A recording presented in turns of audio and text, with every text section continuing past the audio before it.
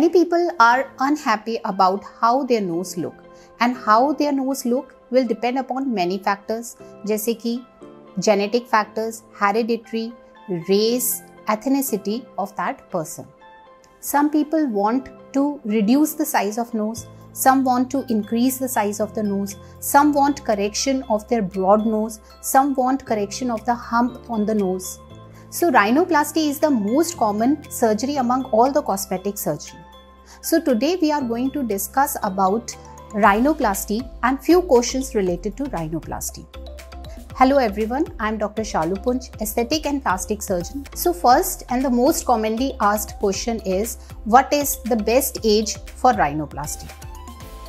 So for this पहले हम discuss करेंगे little bit anatomy of the nose.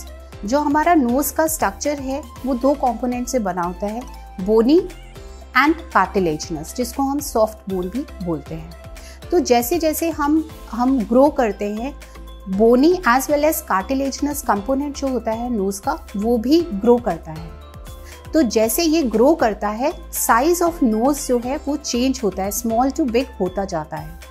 एक एज होती है 18 ईयर्स, 17 टू 18 ईयर्स की एज होती है जहां पर ये ग्रोथ रुक जाती है। सो बेस्ट एज जो है राइनोप्लास्टी की वो है आफ्टर 18 ईयर्स ऑफ एज, क्योंकि तब तक जो नोज की ग्रोथ होती है वो स्टेबल हो जाती है। बट इसमें दो एक्सेप्शंस हैं, दो ऐसी कंडीशंस हैं जिनमें हम कम एज में भी राइनोप्लास्टी करते हैं, जिसमें फर्स्ट है cleft lip rhinoplasty. Cleft lip basically एक कॉन्जेनाइटल डिफॉर्मिटी है जिसमें जब बच्चा पैदा होता है उसके लिप में डिफेक्ट होता है। लिप में डिफेक्ट के साथ साथ उसमें जो नोज़ है उसमें भी जो कार्टिलेजिनस पार्ट होता है नोज़ का, उसकी वीकनेस होती है। वो वीकनेस होने के कारण जो शेप होती है नोज़ की वो नॉर्मल शेप से अलग होती है। तो जब हम बच्चे की प्राइमरी लिप की सर्जरी करते हैं, जो कि हम 1 से 1.5 ईयर्स की एज पे करते हैं, उसके साथ हम माइनर करेक्शंस ऑफ नोज़ भी करते हैं।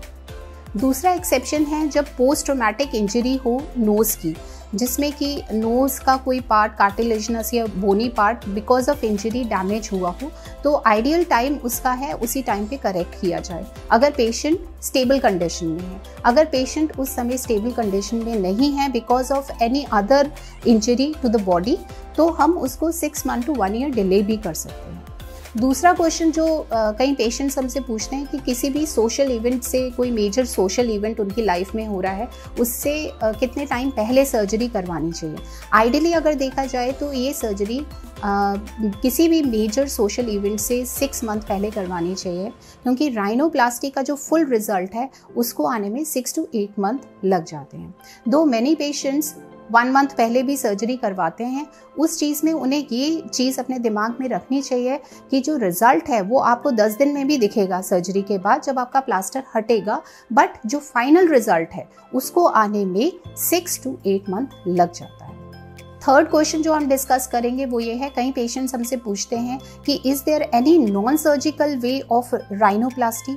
सो yes, there is non surgical way also, जिसको हम लिक्विड राइनोप्लास्टी बोलते हैं। इसमें हम हाइलुरोनिक एसिड फिलर्स यूज़ करते हैं राइनोप्लास्टी के इफेक्ट देने के लिए, बट इसके अपने लिमिटेशंस होते हैं। पहला लिमिटेशन, ये रिजल्ट परमानेंट नहीं होते हैं। ये जो रिजल्ट है आपका 9 to 12 मंथ तक ही रहता है।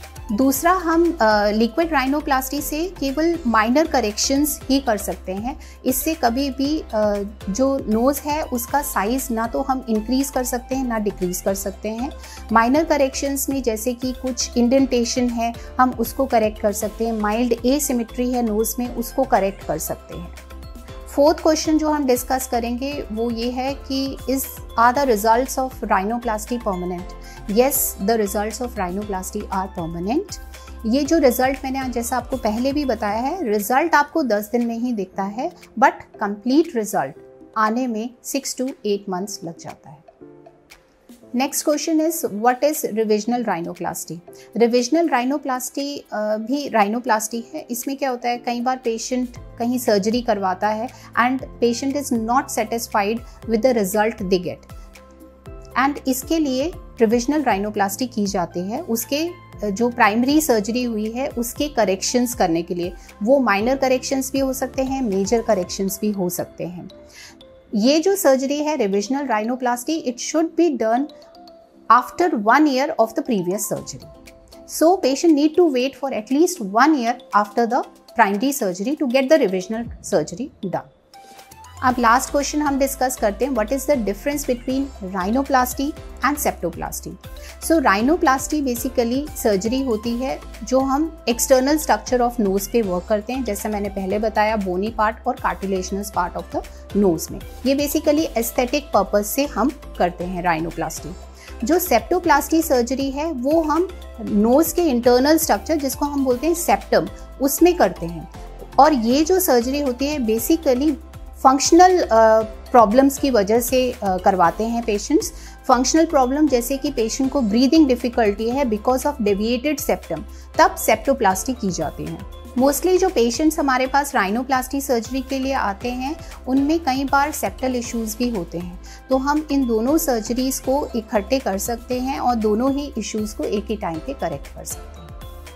आई होप इस वीडियो से राइनोप्लास्टी सर्जरी के रिगार्डिंग जो भी आपकी क्वेरीज थी वो सॉल्व हुई होंगी। अगर फिर भी आप और कुछ क्वेरीज हमसे जानना चाहते हैं तो आप हमें मैसेज कर सकते हैं, आप हमें कांटेक्ट कर सकते हैं। और आपको प्लास्टिक सर्जरी से रिलेटेड और वीडियोस चाहिए तो आप हमारे चैनल्स को सब्सक्राइब कर सकते हैं। Thank you.